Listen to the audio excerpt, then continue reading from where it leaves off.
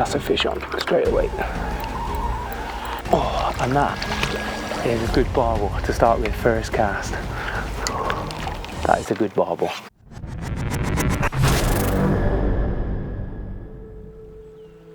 Hi guys, welcome to Out and About Angling. Been a little while since we've done an episode, but here we are today on the River Severn in Bridgnorth, where I've had special permission to fish a private stretch, and today we're going to be doing a bit of stick float fishing for barbel. I'll give you a little talk through the kit that we're using before I get in the water and go from there.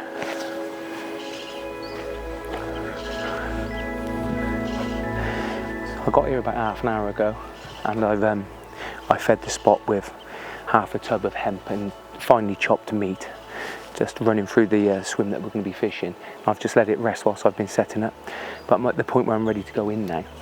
So I'll just run you through the kit I'm using before I start.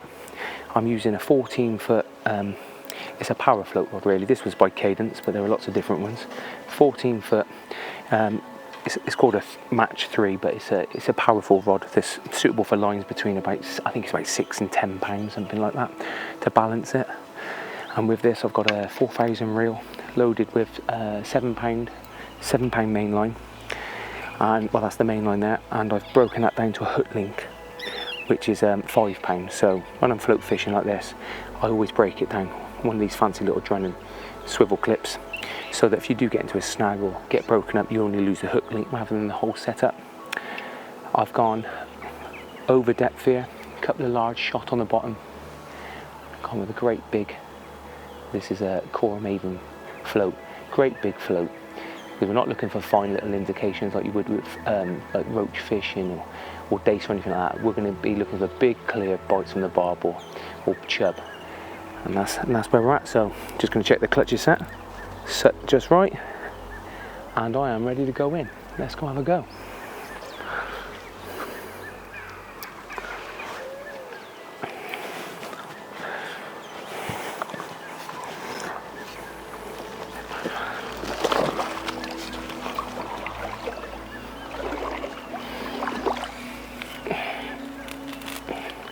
That's just arresting it.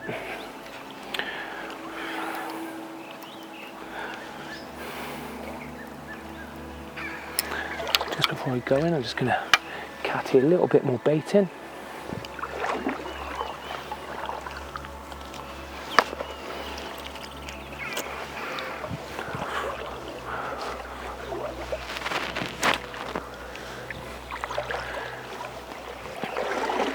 We'll give it a go, see how we get on, and then I'll talk you through the method that I'm using and the tactics that I'm using as to where I'm casting and that type of thing. So let's start off with having a chuck.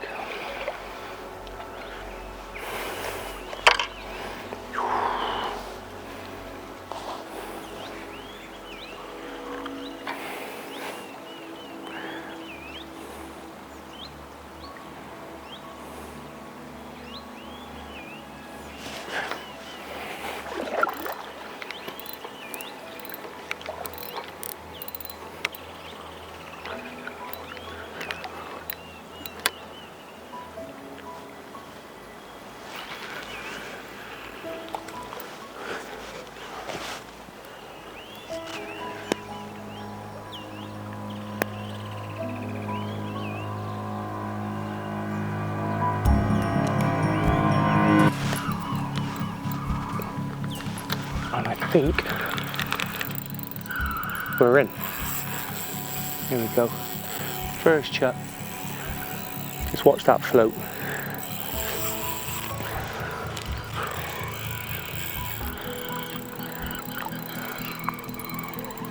And with using light gear like this, you really have to be conscious that they could turn and just smash you. So there's no rushing them in. You've quite literally just got to have that clutch set, get a real feel for control, and you've just got to let that rod be your surge protection really. Let it dive and dip every time they surge off. even though this is close in, I'm in no rush to get it in because I know we could just get into the fast stream and just go again. But you've got to keep a bit of a handle on it because it'll take you to a snag all the way around. Oh, here we go, come on, come on, come on.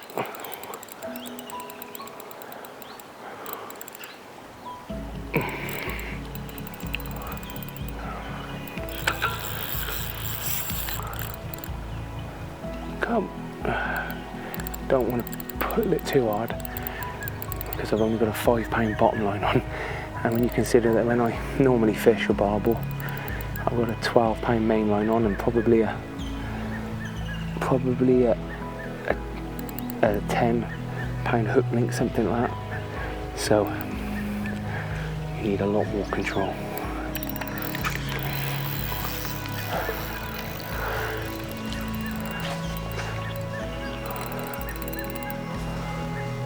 He's right in front of us now. I just can't get him up. I can just feel I'm at max strain. There it is. Here we go. I got him. Oh, he's in the net and he didn't like that. Oh. Oh, and that is a good barbel to start with first cast. That is a good barbel. It's important to keep the swim fed. So as I've just had that fish, I'm resting it up now. I'm just resting it up because that was a hard fight for that fish. So he sat there resting. Basically the aim of the game is, it's a kind of a, as it was taught to me in the past, it's like a match fishing approach really, so that we've got an area here, as you could imagine like a match fisherman. You've got a limited area. So we've got our feeding zone, which is going to then drift down into our fishing zone. And then we've got what we call our safe zone. So any fish that we may spook, they'll just naturally drop back into what we call in the safe zone. So rather than fish through the safe zone and scare them downstream, potentially into someone else's peg, we feed, we cast in there, we run through our fishing zone, and we pull it out just as it gets to the safe zone. And hopefully that'll keep the fish coming back and feeding into our area.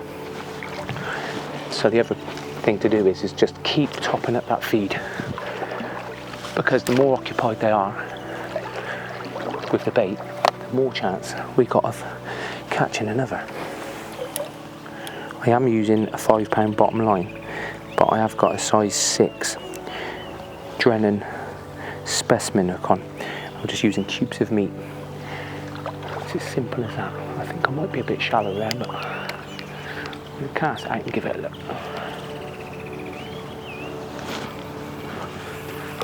The important thing is to keep contact with the float. As you can see, my line, I'm in constant contact with the top of that float. It's out the water, that's a little dip there. That's a fish on. That's a fish on straight away. Did you see that dip first time? That's something I'm going to go, and then it's just followed it along down. And I think that's a barbel again.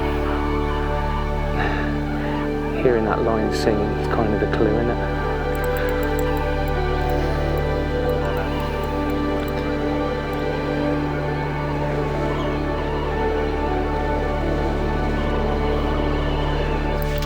There we go, come on. It's a bit of a, still a good fish. Oh, got him. Ah, yes. That was another good scrap, wasn't it? Smaller one, a lot smaller, but still a beautiful looking fish. I'll put that one to rest up as well.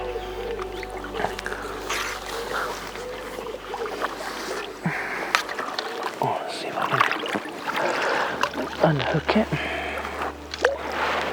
It looks like the hook's come out now. Oh, it's still getting nervous. Let's go. I'm going to put that in this net to rest.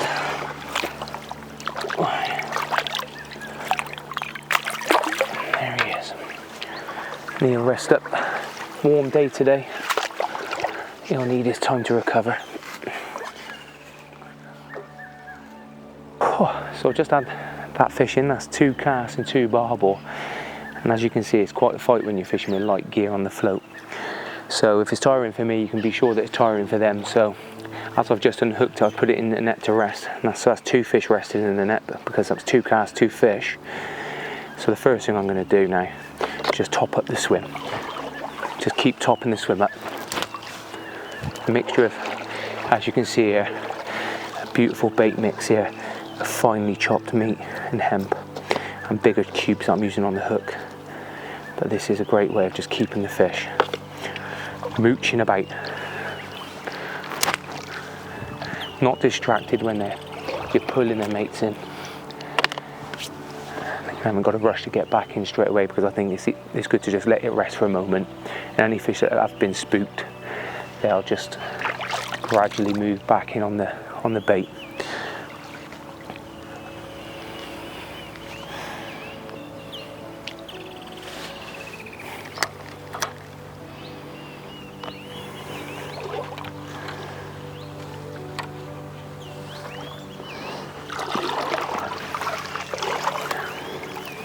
What a great start to a session.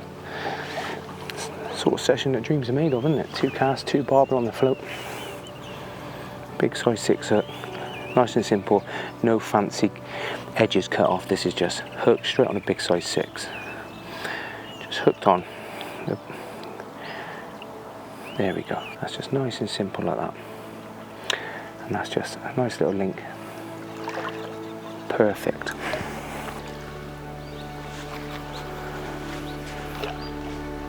So just see, I've got nice contact to the float and I'm just peeling the line off, allowing, oh, that's gone already. I think that's a snag that time though. Let's see if we can pull through that snag. Yeah, that's a snag.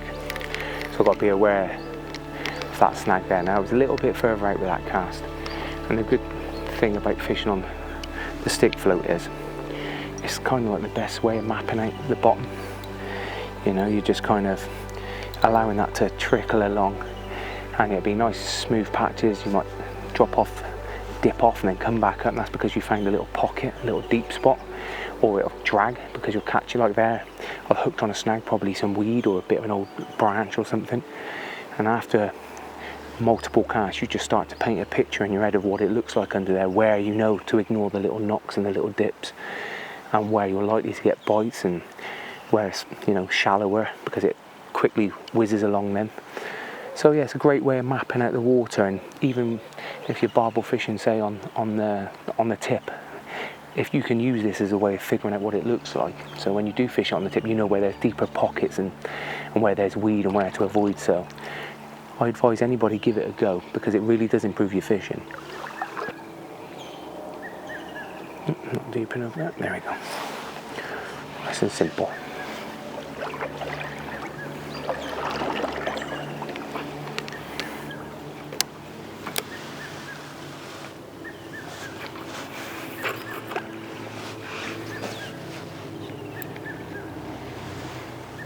That's kind of where we got caught up last time. Just let some line off now. Lay up, little knock, knock, knock. Nope. Yeah, there's something going there. No.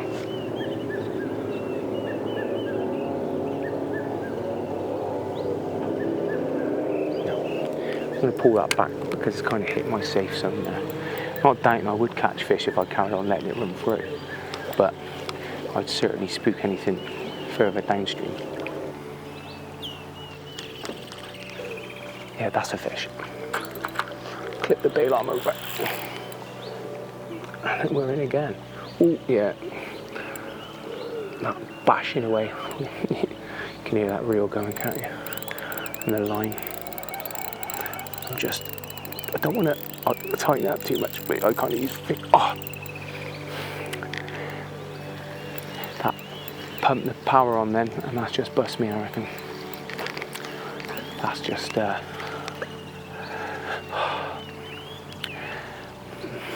we go. That's just taken a hook, broken the hook link. It started off alright, similar pressure to the others, but then it really got into the fast bit of the river, the deeper bit there, and put the power on. So we've lost one. Wow, let's get back out there. I'll put some more bait in now. Also just knock up a quick hook link and we'll go back in and see if we can catch him. Just running through what I'm using for my end hook link. Drennan float fish. I always find it's a nice supple line. And it wasn't a 6, actually a Barbel specimen Drennan. Size 4. It's a big hook, but we're using big pieces of meat. And there are multitude of knots to do, but I just tend to like using nice and simple big hook like this, just a Panama. So through once and then back out, so it's a loop through basically, and then it's nice and simple, just round and over, back through its own loop, and then all you do is drop. I'll probably make it look cack-handed now.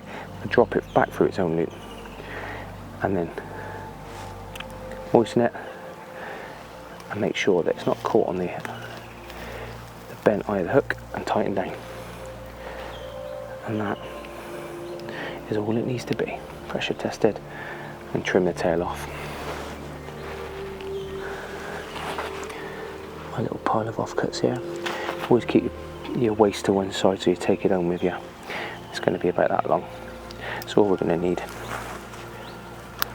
We're just going to do a little figure of 8 knot on the end of there, and then we can hook that onto our quick change swivel. So that is again doubled over. Loads of videos probably about to do this, and there are probably tools you can use these days as well. But like that, over, round,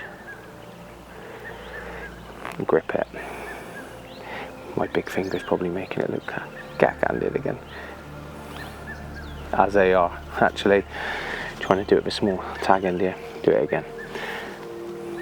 Round, round, and through.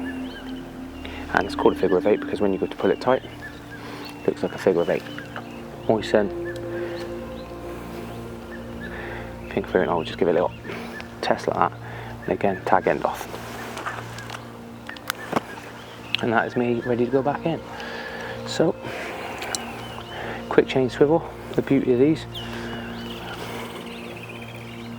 Oh, didn't even try then, put it on, it just found its way there. Put it on, and you slide the little rubber over it, and he's secured, ready to go.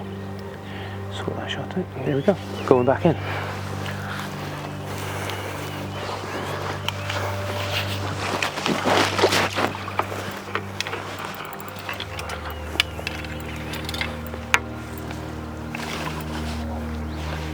Normally when you're float fishing like this, using meat as I am, because it gets bounced around the bottom, you are generally putting a fresh cube on every chuck. So the reason I brought nine tins of spam with me tonight, and probably only fishing probably 2 or 3 hours. I probably won't use all 9 tonight, but I'll probably use 4 or 5 fish, sure. Probably like a gallon or 2 of hemp.